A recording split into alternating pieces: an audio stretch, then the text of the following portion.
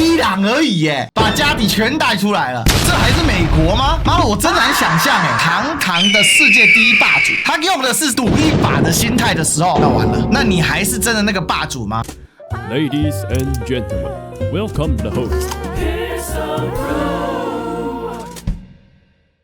在這之前呢，基本上這裡長期屬於一個部落征戰，即便他們長期屬於什麼鄂圖曼土耳其帝國的領，但是事實上都是一個機迷的狀態。我先做結論啊，因為很多人可能會覺得說，阿歷斯跟你這樣跳來跳去，我聽不是很懂。這個就是為什麼伊朗難搞，阿拉伯國家集體沉默，而美國卻陷入了一個帝國底褲露出來的這個狀況啊。內治就是現在沙烏地的一個主體，漢治、麥加麥地那、西部沿海，還有大量的沙地沒人管，很複雜。好，基本玩的是機迷制，大概看管一下。那英法在這邊呢，就開始劃分勢力哦，這邊你畫一個，那邊畫一個，然後呢，看誰可以拿下來。最後啊，經過他們幾輪的合併之後，才變成今天的國界線。而當年沙烏地阿拉伯這個紹德家族，其實只是當中的一個比較強大的地方雄主啊，你可以想成他是個地方的部落頭子。但是呢，他跟佔據兩聖地裡面教士集團瓦哈比家族結盟。今天啊，沙特阿拉伯主軸的一個宗教一個派別，它是遜尼派裡面最保守、最嚴格的。這兩個家族結盟之後呢，紹德家族相当能打，然後瓦哈比派呢在宗教方面控制力很強，所以两個家族政教聯手，天下無敵，就慢慢的把長期以來連鄂圖曼土耳其帝國就是奧斯曼帝國都做不到的內治跟漢治，漢治是這一塊，這裡呢因為有山脈，多多少少還有一點水汽，好，這裡是真的是乾的不得了，整個給統治起來，所以內治跟漢治就合在一起，就變成了統一的地方啊。所以你就會發現這裡有一個意思，沙烏地阿拉伯之所以結這麼多的婚，老紹德國王為什麼結那麼多的婚？簡單來講，就是要統合這個國家，而這個國家是強行被英法從殖民地，而且他也不給他當殖民地，他把它變保護國，因為這個地方殖民地也殖民不了。沙漠當中呢，你看駱駝啃仙人掌嗎？對不對？這個是沒得者嘛。像利雅得為什麼會有人追？它其實是一個湧泉點，它就是個綠洲。那為什麼有湧泉呢？因為啊，這個地形呢，因為這裡有一些山，然後多少一點水汽，然後流了一點泉水，好，就到這利雅得這邊來。那當然，當代的利雅得就別鬧了，當代利雅得根本就沒有水了，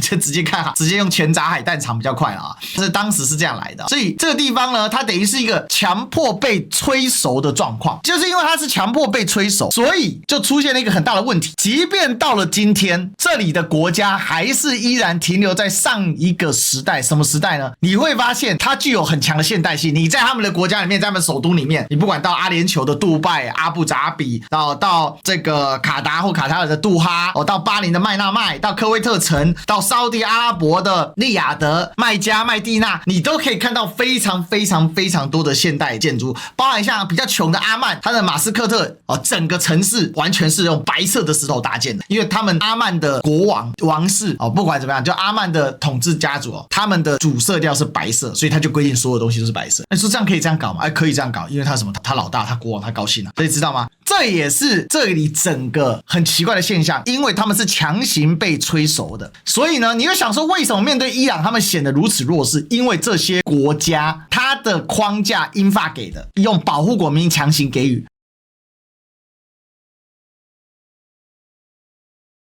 那所以這幾個國家的特色，尤其最大沙烏地阿拉伯，結果靠的還是一種部落聯盟的邏輯，把它給統合在一起。所以這些國家呢，就得兩個字，叫做鬆散，沒有一個很強大的現代化的體系，但他們有一個強大的現代化生活，所以他们的老百姓对國家的忠誠度很有限，他們的國族認同很有限。你說你哪裡人？我是沙烏地阿拉伯人，不，他們認同就是我是阿拉伯人。那你說哪裡人啊？我是叉叉部落人。你來自哪裡？我是叉叉家族。比如說911的頭號兇手叫賓拉登，大陸叫本拉登。沙特阿拉伯最大的建築營造公司就叫賓拉登集團，本拉登家族或賓拉登家族在沙特阿拉伯超級無敵有錢，各種產業他們都在拿。然後他全稱應該叫做奧薩馬賓拉登吧。911的賓拉登跟這個賓拉登家族什麼關係？這個賓拉登公司的現在的當頭大老闆就是911賓拉登的哥哥，創辦人就是911賓拉登的阿爸。好，這個賓拉登家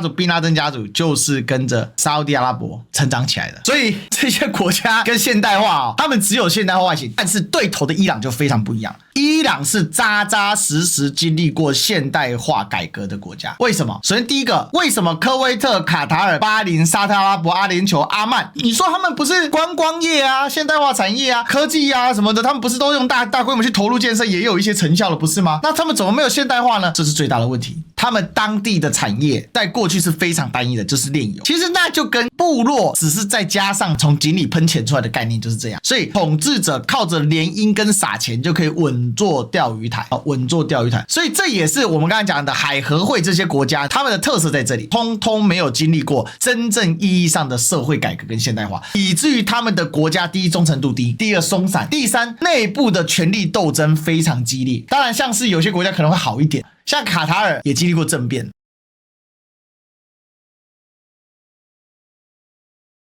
伊斯蘭革命之前，其實伊朗已經經歷過工業革命。工業革命這一點很重要，國家要現代化，必然要經歷工業革命，因為工業革命要靠政府去調動資源。政府在調動資源的時候，因為工業革命都會導致你的生產能力大爆發。生產力大爆發之後，你的人口、經濟現代化進程就往前推進。當然，它遇到一個最大問題是什麼呢？因為當時伊朗是巴勒維王朝，用國王來推動現代化，體制會出現斷裂。城市中產階層對於你上面這個國王不是經過民選的，伊朗是這裡少數經歷現代化國家進程的地方。這伊朗呢的特色就是那時候巴勒維王朝呢，它改革了工業化生產，所以伊朗的城市化率是最高的，75%。哦，它跟那個沙特阿拉伯發錢叫你來城市住的那不一樣，有大量的熟練工人。伊朗到現在建立了很多的大專院校，適齡人口大學出入學率是59%，全伊朗的大學生有200多萬人。雖然伊朗有9200萬人口，看起來比例不高，可是呢，它的大學生比例很高，所以伊朗事實上是一個已經完成了工業化的一個國家，只是它的工業化生產受限於在伊斯蘭革命之後被美國大規模制裁，進而導致了一個狀況，就是工業的品項陳舊，但是基本上在自己伊朗境內是夠用的。主力的汽車大部分是自己生產的，摩托車自己生產的，所以為什麼伊朗可以出口俄羅斯這麼多空中小摩托？大家別忘了見證者，我們說這個沙希德見證者136這一款小摩托現在打的美國人進來去逆向攻城啊！曾幾何時，美國人逆向攻城伊朗，丟死人啊！但是為什麼會發生這種事情呢？可笑至極啊！巴勒維王朝最大問題在哪裡呢？沒有辦法分配經濟果實，而且巴勒維王室非常的奢靡，講白了也很腐敗，因為經濟高速成長過程中必然帶來一定程度的腐敗，這個兩岸都經歷過。所以巴勒維王朝呢內部就產生嚴重的社會分化，經濟果實不分均等，再加上大量的鄉民，不管他是進城當了貧民窟的，或者是他依然留在鄉下的，他依然貧窮。所以伊朗伊斯蘭革命所改變的不是伊朗的工業化進程，也不是伊朗的國家的路線，它所改變的其實是整個統治階層跟整個底層階層之間一個連結。因為巴勒維王朝是沒辦法跟底層建立連結的，而伊朗伊斯蘭革命它的優勢在於透過宗教它可以跨越那道藩籬，但是伊朗的宗教屬性重的時候，它又跟這一群已經賺到錢的城市中產出現了割裂，因為城市中產是世俗化的，所以巴勒維王室受到了城市中產的擁戴，這就是巴勒維王室目前還有一些支持者的原因。但是呢，卻得不到廣大的農民村夫們、農夫們，還有進城打工的農民工們的支持。這就是這個事情整個的一個問題之所在。那所以在這樣的基礎之下呢，你就會發現，伊朗其實它的問題一直都是來自於統治階層跟底層老百姓的關係，只是過去是統治階層跟最底層的廣大農民跟農民工的關係，還有一部分是城市中產也沒有分到所謂適當的利潤，上層的腐敗嘛。所以當時推翻的時候是所有人都反，而現在的伊朗主要是來自城市階層跟教師集團的關係，但是教師集團因為長期在鄉下做慈善事業，所以它跟底層的連接是強的。那這個就形成一個相對比較好的一個狀況，但它剥奪感依然是重的。為什麼？因為伊朗長期受到制裁，為了突破制裁，它讓伊朗伊斯蘭革命衛隊去經商，雖然能夠一定程度緩解制裁，但又形成另外一批特權階級。但整體來說，社會的公平性依然是高於巴勒維王朝時期。所以這就是伊朗跟下面的這些阿拉伯國家、海合會這些國家最大不一樣。海合會這些國家呢，統一特色：一、部落聯盟的王室屬於家族國家。第二，沒有經歷過真正意義上的現代化，是跳躍式現代化，物質生活現代化，但人心制度現代化不起來，產業現代化不起来。第三，南邊這些幾乎清一色是君主實權國，就是他們的君主就有憲法，比如說科威特是憲法做得比較好的，一部分的權力交給了民選的總理，但是君主依然擁有相當大的權力。第四，這裡清一色遜尼派，而伊朗什葉派很不對付。然後第五，這邊國家全部資源都是相對豐富，所以呢，如果讓伊朗單對這些國家，伊朗有顯著的優勢，它的國家的體系架構，它是經歷過工業革命雖然不夠完整，也經歷過階級革命，也也經歷過宗教革命，它是很複雜的。雖然每個革命都不是很徹底，但是呢又被制裁。這個技術大概停留在1990年代啊，有些個別品項甚至更糟糕，但是也有一些超過2000年或者是接近現代，比如說無人機的總裝技術啊，這個就已經達到現代化一流水平。但是伊朗它有天然的刑事邊界，它今天的邊界大致跟它整個山脈、河流等等天然疆界是一致可以對上的。伊朗雖然波斯主體民族佔到62%左右而已，但是波斯語文化能力、影響力在整個伊朗超過90%，絕大多數少數民族都會講波斯語，而且它本來波斯語就是國語嘛。所以有趣的，伊朗雖然是個多民族國家，波斯本地人只佔到60%，其他18%是阿塞拜疆，台灣叫亞塞拜然，然後另外還有大概15%左右的庫德族，然後還有東邊的俾路支人。俾路支人其實也講的是伊朗語支，他們大概率跟伊朗也是古老是同宗的，那只是就是散開了，但是就是宗教信仰不一樣，因為庫德人信遜尼派，俾路支人也是遜尼派，好，所以就跟他分開。但大體來說，那伊朗的優勢就非常非常凸顯。加上伊朗它這個常年的文化積澱太深了，伊朗的主宗教過去叫祆教，後來改革叫索羅亞斯德教，善惡二元教，但是在中國一律把它稱之為拜火教，因為它就是一個改革繼承關係，然後就傳到了整個中東地區之後，就被改良成三大宗教：猶太教、基督教跟伊斯蘭教，是這樣來的。所以伊朗的今天的什葉派有大量的祆教、索羅亞斯德教的一個文化的內涵在裡面，所以他們就有很強的一個內聚力。但是也因為他什麼都不徹底，所以伊朗經常滅國。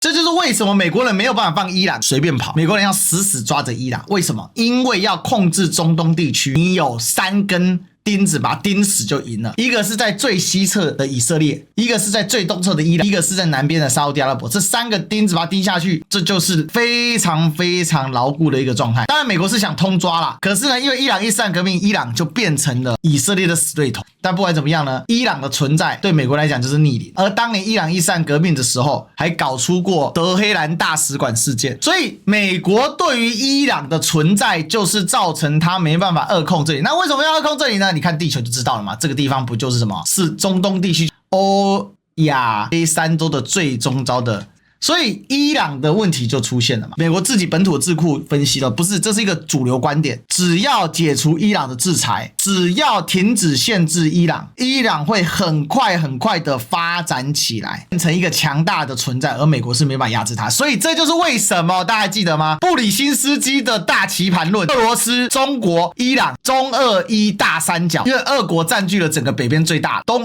國佔據東邊最大，伊朗佔據西邊最大的節點，而且事實上以中東這一塊來說，伊朗也是最大的國家，面積164萬平方公里，人口9200萬，而且佔據要衝，資源稟賦豐富，南北對接，南邊波斯灣、阿曼灣，北邊里海，里海又可以通到俄羅斯，搭船就過去，里海上的交通也很發達，所以這個就是所謂的歐亞大陸權的概念。這也是為什麼老美啊對伊朗啊那簡直就是完全不敢放。所以今天最新的消息，要把老布希號航母啊調過來，美國的航母1/3執行任務，1/3整備，1/3升級。通常來講，1/3航母也就是3艘啊，大陸叫布什號，3航母集結，是目前美國可以調動的所有航母。我剛才前面講的是為什麼美國對伊朗的執念，很簡單，因為南邊的海灣國家組織啊，叫做自保尚且難，一切靠外援。所以美國就是因為這個樣子，為了應對伊朗的失去，美國加大了它在整個南邊國家的部件。而這些國家呢，他們本身沒有什麼主權國家的一個概念，當然現在比較有了，比如說像小薩拉曼，他已經到第3代有，他們的祖輩是沒有的，所以他們就允許美國在這邊弄了一大堆的軍事基地，包含科威特啊、巴林啊，剛才講了麥納麥是什麼？第5艦隊的總指揮部嘛，多哈、卡達爾最大的烏代德空軍基地。沙烏地阿拉伯也有，阿聯酋也有，阿曼好像比較少。所以為什麼他一直被揍？因為這些地方呢，就是拿來鉗制伊朗的。但是沒有人想得到的是，伊朗用了一個極不對稱的作戰。他們經過了伊朗被美國制裁了47年了，從1981年制裁到現在沒有停過的。所以47年已經跟美國不對付47年了。在這麼多年裡面，伊朗已經摸索出一套對付美國。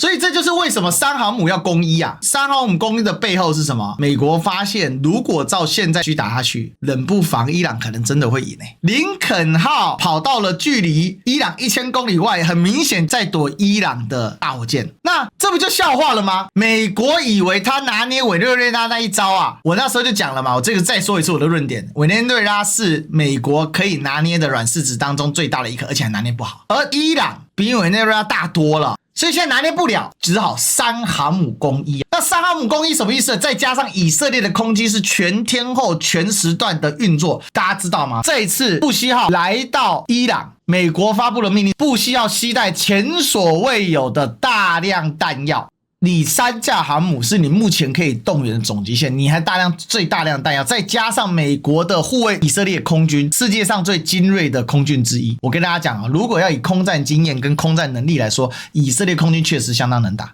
所以整個這樣換算下來，等於說美國已經把壓箱寶全出了。再來，這是 Epic Fury 史詩狂怒前72小時，美國國防部中央司令區所發布的總結報告。U.S. Central Command commanded Operation Epic Fury at the direction of President of the United States CENTCOM 就是這個中央司令區的這個簡稱啊。Force and strike targets to dismantle the Iran regime security apparatus, prioritizing locations that pose an imminent threat， 清除大量的這些攻擊的陣地，然後呢，用大量去襲擊啊。那它出動的是哪一些呢？美國現在都把它反向過來，做成所謂的喪事喜辦。但是我跟大家講啊 ，B1 bombers、B2 stealth bombers、B52 bombers 什麼 B1、B2、B52 全上，這是美國有史以來第一次3大轟炸機全員出動啊。很難想象，對不對？愛國者系統、薩德系統、F-15、F-16、F-18、F-22、F-35、A10都叫出來，還有 ES-8G 電戰機、空中早期預警機、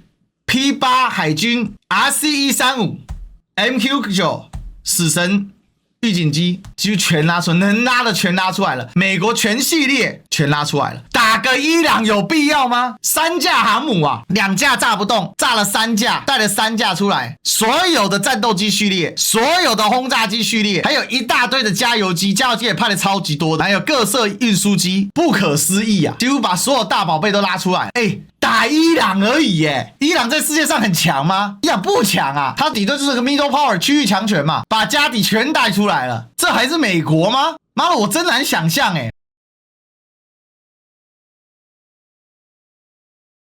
這就是現在整個問題的一個核心。隨着中美再次見面的機會，美國的底牌在伊朗當中打得越來越清晰。G2 揭牌時刻就接近，為什麼？因為你老美到底幾斤幾兩重，其實大家越看越清楚。G2 見面就可以定得出來，現在很明顯是美國有求於見中國嘛。但如果中國在美國這樣毫無底線的轟炸伊朗情況下，還見了美國總統，那我就問一個最基本的問題啊，那請問你中國對自己是什麼樣的樣態的定義啊？這個會是變南方國家的一個質疑嘛？那怎麼辦呢？這就有非常多的考量。所以 G2 揭牌時刻是不斷的在往前推進，因為當美國要行使 G2 的時候，它的目標是有序的收縮戰線，並且加強來壓制中國在先進科技的發展，但是不脫鈎的方式維持中美友好的關係。可是到現在你沒辦法有序的後退，甚而你被以色列架上戰車，或者是你自己意願的，你對伊朗問題進行了一個非速勝的狀況。你現在打了1個禮拜，打了第9天了。第8天、第9天了，打不出個所以然來，甚至你越出越多。但講白了，其實全世界都看出來你美國的實力在哪裡了嘛。所以這相當於是我剛才講的，你全動了嘛。可是你又來中國，你美國來中國，方案擺在中國桌上，我考察你的項目是什麼？能不能維持世界秩序的穩定？顯然你的粗暴無法維持世界秩序的穩定。你的底牌又展現出來了，你到底美國有多少實力展現出來了？你的 G2 不只是成型，而且是現行，更是變成了無形，因為你的力量的消解太快了，你被人家看穿了。G2 到底是美國推動的一個形式，最終會被落實成一個實際的架構，還是美國推動的這個形式就最終是美國收縮，而中國繼續維持自己的步調？這是2個岔路的產生。往這個方向在走的時候，美國的 G2 把自己推入一個更深的坑啊！他以為他在全球有序撤退，但是因為他們的對伊朗戰略誤判的行動，以為可以輕鬆拿捏。他之所以會想要賭這個輕鬆拿捏的邏輯，是因為對委內瑞拉他太成功了，他覺得他很成功。現在羅德里奎茲雖然表面上抗美，但基本上還是得被迫跟美國配合，所以他想再試一次，想再賭一把。當一個堂堂的世界第一霸主面對一個中等強國，他用的是賭一把的心態的時候，那完了，那你還是真的那個霸主嗎？所以這個 G2 接牌時刻啊，講白了就是接了老美的底褲啊，接了老美的底色啊，接了老美的壓箱底啊，那就看穿了嘛。現在川普說要4倍生產彈藥，那你能4倍生產彈藥早生產了，還不是現在才生產？而且委內瑞拉事實上它只是一個幻象嘛，沒有成功嘛，所以目前看起來中美這個接牌時刻，中國是看穿了美國的所有的招式，因為一看你的實力在那，你的戰法在那，你的戰績在那，你對伊朗竟然只能打成這個樣子，見了談什麼？怎麼談？如何談？不見為何不見？怎麼個不見？又怎麼搞？